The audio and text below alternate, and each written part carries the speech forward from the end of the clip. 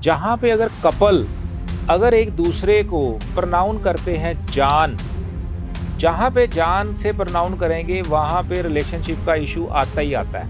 एक और है जानू, जहाँ पे जानू एक वर्ड रहता है वहाँ पे रिलेशनशिप के अंदर, कपल की बात कर रहा हूँ मैं, वहाँ पे ये प्रॉब्लम क्रिएट करता ही करता है। कई बार ना जो लड़कियाँ हैं वो ऐसे बोलते बाबू। अब बाबू एक ऐसा वर्ड है जो बहुत ही ज़्यादा डेंजरस है। पहले की फीमेल थी ना, वो अपने हस्बैंड का ना नाम नहीं लेती थी, वो कहती थी हाँ जी। जहाँ पे जी हाँ जी वर्ड है, हाँ जी वर्ड अग्रेसिवनेस को क्रिएट करता है, तो वहाँ पे भी रिलेशनशिप का इशू क्रिएट हो जाता है। आजकल ना betray, divorce, extra marital affairs का जो ये टर्म्स है ना बहुत एक्टिव हुए हुए हैं। तो आपके हिसाब से न्यूमरोलॉजी के अकॉर्डिंग अगर आपकी शादी गलत इंसान के साथ हुई है तो वो कितना अफेक्ट करती है उस चीज? तो आजकल ये चीजें बहुत नॉर्मल हो गई है कि जो कपल है वो अपने नाम के हाफ ऑफ लेटर्स को मिक्स कर एक नेम कंबाइन कर बनाते हैं। Yes. जो कि वो नेम बच्चों को दिया जाता है। Yes. तो आपके हिसाब से वो जो नंबर्स के स्ट्राइकनेस है वो बच्चे की लाइफ पर पड़ती है? 500% पड़ती है। आपके नेम के अंदर अगर एक भी लेटर आपने ऐड करा या डिलीट करा, आपकी लाइफ 360 डिग्री चेंज हो सकती है। कि लड़की ने जब शादी करी, अगर वो ससुराल में गई तो उसकी लाइफ में या तो बहुत अच्छी चेंजेस हो जाती हैं, बहुत बढ़िया, या बहुत बढ़िया नहीं होता, खराब हो जाती हैं। उसके पीछे का जो कारण होता है वो नेम चेंज या नेम डिजाइनिंग होता है। नमस्कार, आत्मा चैनल देख रहे सभी दर्शकों का मैं प्रगति स्वागत करती हूँ। जैसा कि आप सबको पता है कि numerology is all about mysteries, क्योंकि इसमें कह लीजिए नंबर्स जो हैं वो मिस्ट्री के तरीके से फंक्शन है वो करते हैं। सो आज इस टॉपिक्स पर डिस्कस करने के लिए हमारे साथ हमारे स्टूडियो में मौजूद हैं डॉक्टर IP सिंह, यानी कि जिन्हें न्यूमरोलॉजी के बारे में ना सिर्फ पता है बल्कि वो जो हमारी ऑडियंस है उनको भी इस चीज़ की टीचिंग्स देते हैं और उन्हें इंस्पायर भी करते हैं। सो सर आपका बहुत बहुत स्वागत है। थैंक यू जी, thank you ma'am, thank you. Sir आज का जो हमारा टॉपिक है बेसिकली वो होगा रिलेशनशिप्स। जैसा कि मैंने बोला कि numerology is all about mysteries, तो अभी आप इस चीज़ के बारे में भी बताइए कि जो रिलेशनशिप्स हैं, जब रिलेशनशिप स्टार्ट होते हैं, क्या ये नंबर्स उस टाइम पे भी इतना ही रोल प्ले करते हैं? बिल्कुल, थैंक यू मैम। पहले तो आपने एक बड़ा अच्छा आज का टॉपिक लिया रिलेशनशिप का। रिलेशनशिप के अंदर भी हमने लास्ट एपिसोड के अंदर भी ये भी बताया था कि कंपैटिबिलिटी एक वर्ड होता है कि ये नंबर जो आपस में कितने ज़्यादा मर्ज हो रहे हैं, इनकी आपस में कंपैटिबिलिटी कितनी ज़्यादा है। जितनी कंपैटिबिलिटी ज़्यादा होएगी उतने आपके रिलेशन अच्छे रहेंगे, और जितनी कंपैटिबिलिटी कम होएगी उतने आपके रिलेशन प्रॉब्लम में रहेंगे या स्पॉइल रहेंगे। इसके अंदर मैं आपको एक चीज़ जो बहुत ही बढ़िया वो एक आपके साथ शेयर करना चाहूँगा कि डेस्टिनी डिज़ाइन है। ये बात मैं हर बार हर एपिसोड में ये ज़रूर कहता हूँ कि आपकी डेस्टिनी डिज़ाइन है कि आपके साथ ये वाला ही कपल क्यों, आपके साथ ये स्पाउस क्यों है, यही आपका हस्बैंड क्यों है, या यही आपकी वाइफ क्यों है। ये डेस्टिनी का पार्ट है 100%। कंपैटिबिलिटी जो है हम नंबर की देखते हैं कि कितने परसेंट जो चीज़ें हैं वो सूट करती हैं, कितने परसेंट हम चीज़ें जो सूट नहीं करती। अब इसको अंदर अगर हम थोड़ा और डिटेल में जाएं कि आपकी डेस्टिनी के अंदर सपोज ये वाइफ जो है, ये जो लड़की है, इसकी इस लड़के के साथ अगर शादी होती है तो 30% जो है वो प्रॉब्लम डेस्टिनी से डिज़ाइन होके आ गई कि ये प्रॉब्लम रहेगी या रहती है। आपने अपने दोनों के चीज़ों को इतना ज़्यादा हाइप क्रिएट कर दिया कि आपने वो 30% को 80% पे कन्वर्ट कर दिया।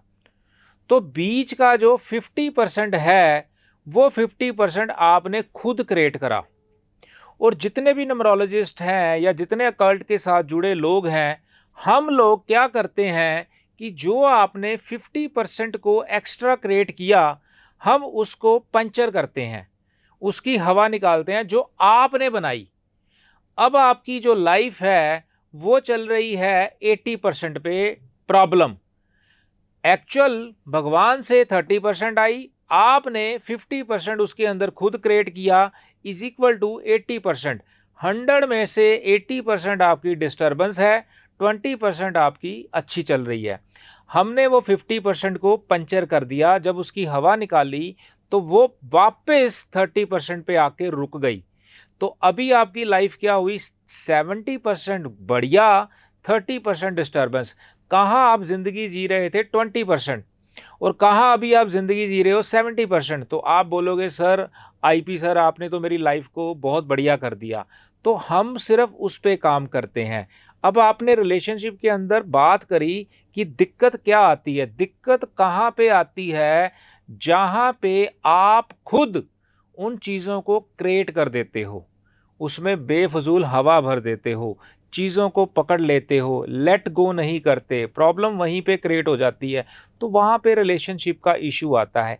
ये चीज़ें हम शादी से पहले कंपैटिबिलिटी चेक करके बता देते हैं कि ऐसा ऐसा रहेगा, आपको ऐसी ऐसी चीज़ें करनी पड़ेंगी। जैसे हम जो है एक बार में ही सारा डिज़ाइन कर देते हैं कि आप इन चीज़ों को फॉलो करते रहो, तो आपको इस मुद्दे पे या इस जगह पे प्रॉब्लम नहीं आएगी। अगर आएगी तो वो साथ के साथ निकल जाएगी। जी। बिल्कुल सर, जैसे कि आपने बात करी कंपेटेबिलिटी की, अगर बात की जाए आजकल के मॉडर्नाइजेशन की, तो आजकल ना betray, divorce, extra marital affairs का जो ये टर्म्स है ना बहुत एक्टिव हुए हैं। तो आपके हिसाब से जो शादी हो जाती है, शादी मान लीजिए कुछ एंटी कुंडलीज, जैसे एस्ट्रोलॉजी में कहा जाता है कि अगर एंटी कुंडलीज की शादी कर दी जाए तो वो शादी अनसक्सेसफुल होती है। तो आपके हिसाब से न्यूमरोलॉजी के अकॉर्डिंग अगर आपकी शादी गलत इंसान के साथ हुई है तो वो कितना का अफेक्ट करती है उस चीज को? देखो, मैं आपको यहाँ पे फिर उसी चीज़ पे दोबारा लेके जाता हूँ कि वो कितने इम्पैक्ट करेगी, आपने जैसे बोला।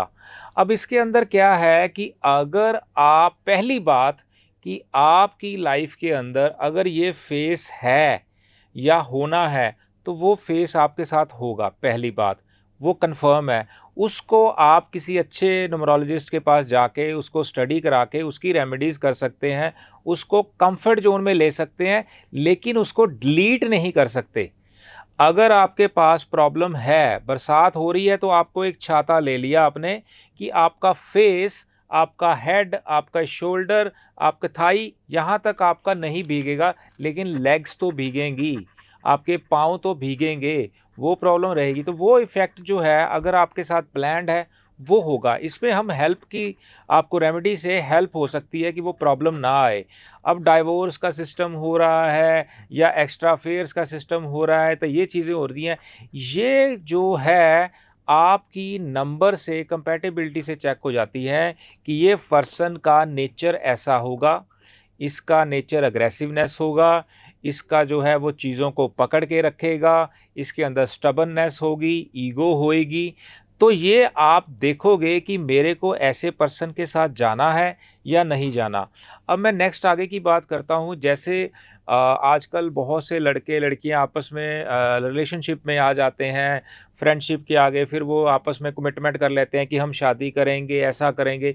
मैं यहाँ पे ये एडवाइस ज़रूर दूंगा आप सब लोगों को, जितने बच्चे हैं जो शादी के एक टर्म के अंदर चल रहे हैं और वो ऐसे किसी अफेयर्स में चल रहे हैं और वो अपनी प्लानिंग करना चाह रहे हैं शादी की, तो एक अच्छे न्यूमरोलॉजिस्ट से आप ज़रूर परामर्श ज़रूर लें कि सर ये बताओ कि हमारी अगर शादी करते हैं, हमारी कंपैटिबिलिटी कैसी रहेगी या कैसी होनी चाहिए, या इसमें कोई प्रॉब्लम तो नहीं आएगी, या इन फ्यूचर कोई दिक्कत तो नहीं आएगी। जहाँ पे हम कंपैटिबिलिटी चेक कर लेंगे तो वहाँ पे एक आपको अच्छी एडवाइस मिल जाएगी। हम क्या हैं, वी ऑल आर गाइडर। हम सिर्फ आपको गाइड कर सकते हैं, आपको बता सकते हैं कि ये चीज़ें आपके साथ होने वाली हैं या हो जाएंगी। अगर आप इनके साथ मैरिड करते हो, मैच करते हो, तो दिक्कत आती है, लेकिन आपका डिसीज़न आपका ही रहता है कि आप उसको कैसे आगे लेके जाना चाहते हो या नहीं। हम पकड़ के नहीं करवा सकते, हम सिर्फ आपको गाइड कर सकते हैं। अगर आप अच्छी गाइडेंस लोगे तो आपको बड़े अच्छे रिजल्ट्स रहते हैं। बिल्कुल सर, अगर देखा जाए तो आजकल लोग रिलेशनशिप को स्टार्ट कर देते हैं, स्टार्ट के टाइम पे और इन बिटवीन आपने देखा होगा कि बहुत से ना डिफरेंसेस आने शुरू हो जाते हैं। बेशक आप कहिए कम्युनिकेशन गैप है उनके बीच में, या कह लीजिए एक इतना ज़्यादा साथ रहने के बावजूद बहुत किसी कॉम्प्लिकेशंस आ जाती हैं। तो आपके हिसाब से जो स्टार्टिंग का पीरियड है वो अच्छा क्यों रहता है, कि सिर्फ नंबर्स के कारण, और जो एंड वाला टाइम आता है, जैसे कह लीजिए आप जो in between time after 6 months वाला जो टाइम है वो इनिशियल्स में गिना जाता है, क्योंकि वो टाइम बहुत ज़्यादा क्रूशियल होता है। उस टाइम पे कोई टाइम नहीं दे पाता एक दूसरे को, कपल में बहुत से डिफरेंसेस आ जाते हैं, बेशक वो नेचर को लेकर हो, बेशक वो एटीट्यूड को लेकर हो। तो आपके हिसाब से इस टाइम पे भी नंबर्स एक्टिंग करते हैं? बड़ी अच्छी आपने एक मेरे को ना बात याद दिला दी। आपकी बात से एक बात मेरे को याद आ गई। आज से 3.5-4 साल पुरानी बात है। मेरे पास एक क्लाइंट आया, तो लड़का था, किसी ने रेफ़र किया उसको। तो वो मेरे पास आया, उसने मेरे को बताया कि सर ये मेरी एक फ्रेंड है, इससे मैं शादी करना चाहता हूँ। मैंने उसकी कंपैटिबिलिटी देखी। मैंने उसको बोला अगर फ्रेंडशिप रहोगे तो सारी ज़िंदगी आपकी फ्रेंडशिप अच्छी चलेगी, लेकिन अगर आप शादी करोगे तो शादी आपकी 4 दिन या 5 दिन से ज़्यादा नहीं चलेगी। वो बंदा बड़ा सरप्राइज्ड हुआ, मेरे को बोलता सर क्या कह रहे हो आप। मैंने उसको बोला कि अगर फ्रेंडशिप रहेगी तो सारी ज़िंदगी फ्रेंड रहोगे, कोई दिक्कत नहीं रहेगी। जहाँ पे आपने शादी करी तो वहाँ पे आपके पंगे शुरू हो जाएंगे। वो कहता है मेरे को एक चीज़ को एक्सप्लेन करो, मेरे को समझ नहीं आई, क्योंकि मेरी दोस्ती 4.5 साल से चल रही है, बड़ी अच्छी है, ठीक है, हल्के फुल्के झगड़े हुए, कुछ हुए, लेकिन हम आज भी इकट्ठे हैं और हम बहुत सीरियस है, हम शादी कराना चाहते हैं। मैं कहा मेरी एडवाइस तो ये है भैया तेरे लिए, लेकिन बाकी आगे तू जान। कहता मेरे को टेक्निकल समझाओ। टेक्निकल क्या है? एक नंबर्स हैं इसके अंदर, न्यूमरोलॉजी के अंदर। ये नंबर ये कहते हैं कि अगर आप दूर दूर रहोगे तो बहुत प्यार रहेगा आपका, बहुत अच्छी सक्सेस रहोगे, एक दूसरे के लिए जीना मरना सब कुछ होगा। लेकिन अगर दूर रहोगे, जहाँ आप एक छत के नीचे आ गए, वहाँ आपकी डिस्टर्बेंस शुरू हो जाएगी, आपके पंगे शुरू हो जाएंगे, आप इकट्ठे नहीं रह सकते। अब यहाँ पे ट्विस्ट क्या हुआ कि एक नंबर की वजह से वो नंबर ने एक ऐसा रोल करा कि आप दूर दूर अच्छे हो, पास आओगे तो दिक्कत आ जाएगी। अब मैं आपको स्टोरी को आगे लेके जाता हूँ। उस बंदे ने मेरे से कंसल्टेशन ली, मेरे को फ़ीस दी, सारा कुछ बात हो गई। मेरे को 6-7 महीने के बाद, लगभग 8 महीने के बाद, एक मैरिज में मैं गया, मेरी वाइफ, हम सब इकट्ठे थे। तो पीछे से वो पर्सन आया, उसने मेरे को बोला hello sir, how are you. मैं कहा बिल्कुल ठीक है। आपने मेरे को पहचाना? मैंने बोला मैं देख रहा था कि मैंने देखा देखा है, लेकिन मेरे को समझ नहीं आ रहा। तो उसके साथ एक लड़की थी, उसने चूड़ा पहना हुआ था। तो कहता है सर ये मेरी वाइफ है। उसका नाम बताया उसने। तो मैंने देखा, फिर मेरे को याद आया ये बंदा मेरे पास आया था इस मुद्दे को लेकर। अच्छा, मेरे मन में ना ऐसे काऊ काऊ काऊ काऊ हो रहा था कि ये जो लड़की है वो वाली है जिससे बारे में पूछने आया था, या दूसरी है। तो मैंने उसको ना ऐसे हाथ मिला के, जफ्फी पा के मैंने उसको बोला, मैं कहा यार ये बताना ये वही लड़की है या ये दूसरी है जिससे तू मेरे बारे में पूछने आया था। कहता सर ये वही है। जब उसने बोला वही है, मैंने ज़ोर से घुट के जफ्फी लगा ली। मैं दिल में ये सोचा अब ये फंस गया कि अब इसका पंगा पड़ गया। तो वो कहता है सर मैं ना आपसे मिलना चाहता हूँ, आप मेरे को टाइम बताओ। तो नेक्स्ट डे वो मेरे पास आया। जब बैठे हम, तो मैंने उसको बोला कि कैसे चल रहा है। उसने मेरे को बोला सर आपने जो बोला था 100% वो बिल्कुल ठीक है। कहता देखो 4.5 साल हम रिलेशनशिप में रहे, बड़ा अच्छा रहे, दिक्कत कोई नहीं थी, लेकिन अभी मेरी मैरिज को 7 महीने हुए हैं। अभी मतलब 15-20 दिन, जैसे अभी मैम ने बोला कि 5-6 महीने अच्छे चलते हैं, उसके बाद प्रॉब्लम्स आती हैं। तो वो क्या है? कंपैटिबिलिटी। तो उसने मेरे को बताया सर अब ये प्रॉब्लम जो है हमारी ऐसे शुरू हो गई, अब इसका कैसे करें। तो मैंने उसको बोला कि भैया ये स्टार्स का एक सिस्टम है, स्टार का एक खेल है, मैंने तेरे को एडवाइस किया था लेकिन तूने फंसना था, तो चलो अब फंस गए। एनी हाउ चलो, उसका जो पॉसिबल रेमेडी हो सकती थी हमने वो रेमेडी करी। तो अभी भी वो चल रहे हैं, लेकिन काफ़ी चीज़ों के बाद कुछ काउंसलिंग भी मैंने करी उनके साथ और कुछ रेमेडीज़ दोनों की करी, तो जिसकी वजह से चल रहा है। लेकिन वो मैं आपकी बात को वहीं पे लेके आ रहा हूँ कि प्रॉब्लम जो है हर जगह पे नंबर्स की ही है। नंबर्स ही सबसे बड़ा रोल अदा करते हैं। बिल्कुल सर, जिस तरीके से आपने एक एग्जांपल दी वो काफ़ी रिलेटेबल है, क्योंकि अक्सर हम देखते हैं लोग बेशक चले जाएं, बेशक वो एस्ट्रोलॉजर के पास चले जाएं, बेशक वो न्यूमरोलॉजिस्ट के पास चले जाएं, बट उनके जो माइंड में एक कीड़ा बैठा होता है ना कि नहीं हमें तो ना इसी चीज़ को फॉलो करना है। हो सकता है वो आपको एक सेकंड अल्टरनेटिव के तौर पे देख ले, बट स्टिल सर अगर बात की जाए, हम रिलेशनशिप की बात कर रहे थे, तो रिलेशनशिप में ना बहुत सी चीज़ें ऐसी होती हैं कि फैमिलीज की भी अंधबंद हो जाती है कहीं ना कहीं, और कहीं ऐसा भी चीज़ें हैं कि अब आजकल ना 3 टर्म्स खुले हुए हैं, situationship, relationship, live in relationships.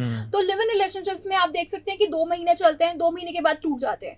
तो जैसा आपने अभी पहले बोला कि साथ में एक छत पे रहना कई बार किसी के नेम्स के कारण डिस्ट्रैक्ट हो जाता है। तो आपके हिसाब से ये जो लिव इन रिलेशनशिप्स अभी चले हुए हैं वो हार्डली 2 मंथ्स तक चलते हैं, तो उनका क्या सिनेरियो रहता है? लिव इन रिलेशनशिप्स वही कि जिसमें साथ रहेंगे पर आफ्टर कुछ टाइम वो उनका डिवोर्स तो नहीं कह सकते, वो ब्रेकअप हो जाता है, तो उस टाइम पे देखो मैं हर जगह पे हर टाइम पे इनको नंबर से साथ ही रिलेट करता हूँ कि आपका नंबर अगर कंपैटिबल नहीं है तो वो प्रॉब्लम देगा ही देगा। अगर आपका नंबर कंपैटिबल है तो वो उसमें आपको कोई प्रॉब्लम नहीं आएगी या बहुत कम आएगी। अब क्या चीज़ें हैं कि कई चीज़ों का मैं आपको एक न्यूमरोलॉजी के अंदर एक छोटी सी एग्जांपल लेता हूँ, ये नेम के साथ रिलेटेड होती है लेकिन बड़ी जी। खूबसूरत एग्जांपल है। जहाँ पे अगर कपल अगर एक दूसरे को प्रोनाउन करते हैं जान, जहाँ पे जान से प्रोनाउन करेंगे वहाँ पे रिलेशनशिप का इशू आता ही आता है। ये मैंने अपनी कंसल्टेशन के अंदर देखा, मैंने अपनी रिसर्च के अंदर देखा। 75 टू 85% मैंने देखा जहाँ पे जान से प्रोनाउन होता है एक दूसरे को, वहाँ पे ये दिक्कत रहती ही है। एक और है जानू, जहाँ पे जानू एक वर्ड रहता है वहाँ पे रिलेशनशिप के अंदर, कपल की बात कर रहा हूँ मैं, सिर्फ ये ध्यान रखना कपल की बात, वहाँ पे ये प्रॉब्लम क्रिएट करता ही करता है। वो ऑटोमेटिकली वो रिलेशनशिप का इशू, कई जगह पे फाइनेंशियल इशू, ये चीज़ों के अंदर दिक्कत आती ही आती है। अब मैंने ना ये चीज़ें देखी कई बार ना, जो लड़कियां हैं वो ऐसे बोलते बाबू। अब बाबू एक ऐसा वर्ड है जो बहुत ही ज़्यादा डेंजरस है। ये भी कंपैटिबिलिटी के अंदर एक नंबर ऐसा क्रिएट कर देता है कि यहाँ पे जो दिक्कत है, प्रॉब्लम है, वो आती ही आती है। ऐसे बहुत से जो नंबर्स क्रिएट कर लेते हैं। देखो एक चीज़ है, कंपैटिबिलिटी है, सारा कुछ ठीक है। जैसे मैंने हवा बोली ना, वो 50% वाली, आपको याद है, वो हवा के अंदर ही ये कारण है। आप उसको जानू कह रहे हो, जान कह रहे हो, बाबू कह रहे हो। एक ना आजकल जो पहले की फीमेल थी ना, वो अपने हस्बैंड का ना नाम नहीं लेती थी, बिल्कुल। वो कहती थी हाँ जी। जी। जहाँ पे जी, हाँ जी वर्ड है, हाँ जी वर्ड अग्रेसिवनेस को क्रिएट करता है, तो वहाँ पे भी रिलेशनशिप का इशू क्रिएट हो जाता है। तो ऐसे बड़े ही मज़ेदार से जो नाम है या हम प्रनाउन करते हैं, एक दूसरे को कहते हैं, ये भी 50% जो मैंने आपको प्रॉब्लम बताई, ये उस हवा का एक पार्ट बन जाता है कि जहाँ पे हम इन नाम से या इस जगह से इसको बुलाते हैं। तो ये चीज़ें मैं की क्या, ऐसे बहुत से वर्ड हैं। तो कई वर्ड ऐसे हैं जिसका हमारे को पता ही नहीं चलता कि हम ये क्या चीज़ क्रिएट कर रहे हैं। तो वो कंपैटिबिलिटी जो नंबर है वो अगेंस्ट कर देती हैं कि हमारे को क्या, कैसे, किन चीज़ों को प्रनाउन करना चाहिए या प्रनाउन करने से पहले सोचना चाहिए। तो हर जगह पे नंबर्स, कंपैटिबिलिटी ही रिलेशनशिप को अच्छा लेके जाती है और ख़राब लेके जाती है। बिल्कुल सर, आई थिंक ये अभी बहुत पहला ये चीज़ थी, ये काफ़ी यूनिक लगी मुझे भी कि जो नेम्स हैं एक्चुअल में, जो हम अपने कपल को, अपने पार्टनर को बुलाते हैं जान, जाना कर कर, तो ये आई थिंक ये बहुत इंटरेस्टिंग वे से आपने हमारी ऑडियंस की तरफ एक मैसेज भेजा है कि ये सब चीज़ों से मत बोलो, क्योंकि हो सकता है जो तुम्हारा रिलेशन थोड़ा 2% चल रहा है, वो 2% का 1% भी ना रहे। परफेक्ट बिल्कुल परफेक्ट। सर, ये काफ़ी इंटरेस्टिंग था। आई थिंक अभी और भी हमारे सेशंस आने वाले हैं, उसमें हमारी ऑडियंस को और भी इंटरेस्टिंग आप चीज़ें बताते रहेंगे। इसके साथ ही सर एक चीज और आती है कि जब एक शादी होती है कपल की, उसके बाद आपने देखा होगा आजकल ये चीजें बहुत नॉर्मल हो गई हैं कि जो कपल है वो अपने नाम के हाफ ऑफ लेटर्स को मिक्स कर कर एक नेम कंबाइन कर कर बनाते हैं, Yes. जो कि वो नेम बच्चे को दिया जाता है। Yes. तो आपके हिसाब से वो जो नंबर्स के स्ट्राइकनेस है वो बच्चे की लाइफ पर पड़ती है? 500% पड़ती है। 100% नहीं मैं कह रहा, 200% नहीं कह रहा, 500%। अब आप अपने अगर नेम के अंदर, ये चैप्टर बहुत बड़ा है, मेरे को लगता है हम इसको एक्सप्लेन नेक्स्ट एपिसोड में कर लेंगे, लेकिन मैं आपको एक शॉर्ट में चीज़ बताता हूँ। आपके नेम के अंदर अगर एक भी लेटर आपने ऐड करा या डिलीट करा, आपकी लाइफ 360 डिग्री चेंज हो सकती है। अगर आपने किसी अच्छे न्यूमरोलॉजिस्ट से परामर्श करके वो ऐड किया या डिलीट किया तो 360 डिग्री पॉजिटिव हो जाएगी। अगर आपने अपनी मर्जी से ऐड ऑन करके ऐसे ही ऐड कर लिया तो 360 डिग्री नेगेटिव हो जाएगी।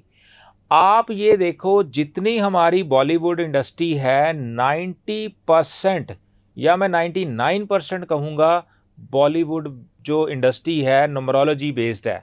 सब हीरोज हीरोइंस के नाम के अंदर उसने ऐड ऑन करा, किसने ए लगाया, ई लगाया, आई लगाया।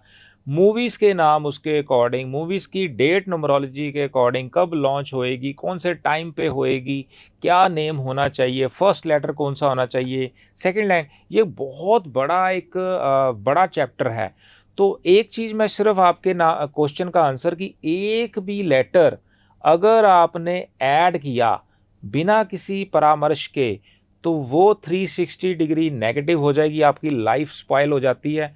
अगर आपने अच्छी कंसल्टेशन के साथ ऐड करा, अभी अभिषेक ए बच्चन करा, उसने एक ए ऐड करा, जब से करा उसकी वेब सीरीज़ देखो सारी कामयाब होगी, नहीं तो उससे पहले उनकी लाइफ के अंदर क्या क्या चल रहा था आप सबको पता है। लेकिन अभी जो उनकी कैरियर को लेकर प्रॉब्लम थी वो कैरियर अच्छा होना शुरू हो गया। ऐसे बहुत सी एग्जांपल्स हैं, किसी हीरोइन की धर्मिंद्रा लिखता है, वो देओल नहीं लिखता, तो ऐसी बहुत सी एग्जांपल हैं। तो वो सारी नंबरोलॉजी बेस्ड है, आप क्या चीज़ चाहते हो उसके अकॉर्डिंग ही उसको प्लान आउट किया जाता है। यस सर मुझे इस चीज़ से, जैसे आपने भी बोला कि बॉलीवुड के बारे में आपने एग्जांपल दी, सर ऐसे आपने बॉलीवुड में देखे होंगे हमारे सिंगर्स हैं, दिलजीत दोसांझ हैं, उन्होंने अपनी एक्चुअल कास्ट ना लगाते हुए उन्होंने अपने जहाँ से वो होम टाउन से बिलोंग करते हैं उन्होंने उसका नाम रखा। और नो डाउट अभी वो कोचेला सिंगर, इवन इंटरनेशनली वो बहुत हाई लेवल पर है, अभी इल्यूमिनाटी भी उनका चल रहा है। तो आपके हिसाब से जो अभी बॉलीवुड में सिंगर्स आ रहे हैं, अभी जितने भी सिंगर्स आ रहे हैं, वो अपने नाम के आगे अपने होम टाउन को आगे रखते हैं, तो क्या उनके लक कहीं ऊपर नीचे हो रहे हैं इसी के कारण? 100%। यहाँ पे मैं एक चीज़ ऐड करता हूँ, आपकी ऑडियंस को बताना चाहूँगा। जी जैसे अगर लड़की की शादी होती है, जी अगर वो लड़की शादी होने के बाद जहाँ पे वो जा रही है अपने ससुराल में, वहाँ पे कल्चर है इसका नेम चेंज करना। बिल्कुल डेफिनेटली। ठीक है जी। तो मैं आपको यहाँ पे ये चीज़ ऐड ऑन करके बताना चाहता हूँ कि लड़की ने जब शादी करी, अगर वो ससुराल में गई तो उसकी लाइफ में या तो बहुत अच्छी चेंजेस हो जाती हैं, बहुत बढ़िया, या बहुत बढ़िया नहीं होता, ख़राब हो जाती हैं। उसके पीछे का जो कारण होता है वो नेम चेंज या नेम डिज़ाइनिंग होता है। तो इसको जब हमने स्टडी करा कि जब वो पहले अपने मायके में थी तो उसकी लाइफ बहुत बढ़िया थी, जब ससुराल में आई तो उसकी लाइफ में बहुत से चैलेंजिंग आ गए या प्रॉब्लम आ गई, या पहले की लाइफ में चैलेंजिंग से शादी के बाद उसकी लाइफ बहुत अच्छी हो गई नेम चेंज करने से। नेम चेंज से उसकी वाइब्रेशन जो है वो सारी चेंज हो गई। अब आपने होम टाउन की बात करी, जो भी लड़की, जो भी औरत अगर अपने नेम के साथ अपने मायके का सरनेम और अपने ससुराल का सरनेम अगर लगाती है तो उसकी अट्रैक्शन दोनों तरफ इक्वल रहती है। ये स्टडी का एक पार्ट है जो हमने स्टडी के अंदर ये चीज़ें पढ़ी और आपको बता रहा हूँ। अगर वो दोनों का, आप देखो कई लड़कियां दोनों नेम सरनेम लगाती हैं अपने नाम के साथ, जो है मायके वाला लगाती हैं या ससुराल वाला लगाती हैं या दोनों लगाती, जो कुछ भी नहीं लगाती। तो आप जो चीज़, अगर आपने बोला दलजीत जी की बात, वो होम टाउन के नेम लेके आ रहे हैं, तो वो उनका अपने बेसिक से या अपनी रूट से वो बिल्कुल अटैच हो गए, अपने सिस्टम से जब अटैच हो गए तो वहाँ से उनको ब्लेसिंग मिलनी शुरू हो गई।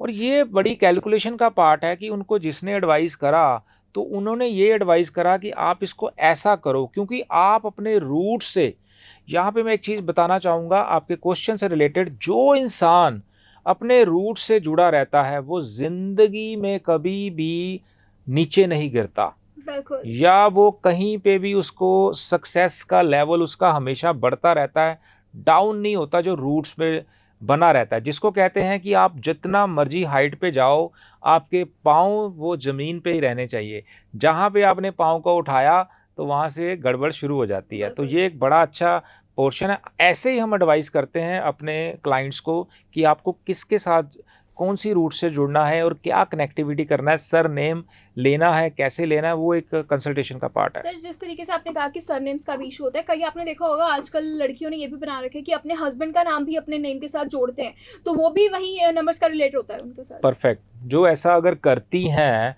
अपने हस्बैंड का नाम, तो उनकी आपस में कंपैटिबिलिटी, ये भी एक रेमेडी का पार्ट है, कंपैटिबिलिटी अच्छी हो जाती है, क्योंकि वो अपने हर जगह पे अपने हस्बैंड को प्रेफर करती हैं या उनको साथ लेके चलती हैं। तो ये एक रेमेडी का पार्ट है। एक्चुअल चाहे वो जाने या अनजाने में कर रही हैं, आई डोंट नो, चाहे उसको किसी ने कंसल्टेशन के अंदर बताया कि हस्बैंड का नाम ले लो, चाहे उसके माइंड में आया। देखो माइंड में भी तब आता है जब आपकी थॉट के अंदर अच्छा समय आने वाला हो या अच्छी चीज़ें आपको बताने वाला हो, तो थॉट में तभी आता है। तो अगर वो कोई लड़की ऐसा कर रही है या करती है तो इसकी कंपैटिबिलिटी अपने हस्बैंड से अच्छी हो जाती है। ये रेमेडी हम करवाते हैं जहाँ पे कंपैटिबिलिटी इशू रहता है कि बंदा कहता है सर अब तो हमारी शादी हो गई, अब तो हमने ये पंगा ले लिया, अब आप कहते हो कंपैटिबिलिटी अच्छी नहीं है, अब हम इसको अच्छा कैसे करें? तो ये एक रेमेडी का पार्ट है कि हस्बैंड का नाम से साथ लेके आओ, उसका सरनेम लेके आओ, तो ये सारी चीज़ें कंसल्टेशन का पार्ट है, तो ऐसे हम इसको रेमेडी कहते हैं और ये बहुत अच्छी रेमेडी है। बिल्कुल सर, आज टाइम की पाबंदी होने के कारण हमें जल्दी ज़्यादा लेनी पड़ेगी, बट सर जिस तरीके से आपने एक यूनिक तरीके से ये जो हमारा पूरा कंसेप्ट है उसी को चेंज कर दिया है, क्योंकि ये ना मेरे हिसाब से अगर हम जितना इंटरेस्ट इसमें लेंगे ना उतनी डीप हम इस चीज़ों में जाते रहेंगे, क्योंकि ना तो ये ऐसा टॉपिक है जिसमें आपको कुछ सेंशुअली चीज़ें लग रही हैं, बट आई थिंक ये टॉपिक ऐसा है अगर आप जनरली इंटरेस्ट के साथ सुनेंगे तो हो सकता है आपकी लाइफ में जो भी प्रॉब्लम्स हैं उनका आपको सोल्यूशन ईजी मेथड से मिल जाएगा। सो सर इसके साथ ही मैं अपने व्यूअर्स को ये बताना चाहूँगी कि हमारी स्क्रीन के नीचे एक फ्लैश चल रहा है, उसमें सर के नंबर्स डिस्प्लेड हैं, आप उन नंबर्स पर कॉल कर सकते हैं और सर की अपॉइंटमेंट फिक्स कर सकते हैं। इसके साथ ही सर टीचिंग्स भी देते हैं, अगर आपको न्यूमरोलॉजी सीखने में बहुत ज़्यादा इंटरेस्ट आ रहा है और आप सीखना चाहते हैं बट यू डोंट नो कि कहाँ जाकर सीखें और किस अच्छे स्पेशलिस्ट से सीखें, तो हमारे साथ डॉक्टर IP सिंह है, आप उनके पास जाइए और उनसे सीखिए। ना सिर्फ आपको वो टीचिंग्स देंगे, इसके साथ ही आपको बहुत ही अवेयरनेस तरीके से एक कह लीजिए मोटिवेट भी करेंगे। सो आज आप सबसे इजाज़त लेते हैं, तब तक के लिए धन्यवाद। धन्यवाद जी, थैंक यू, थैंक यू।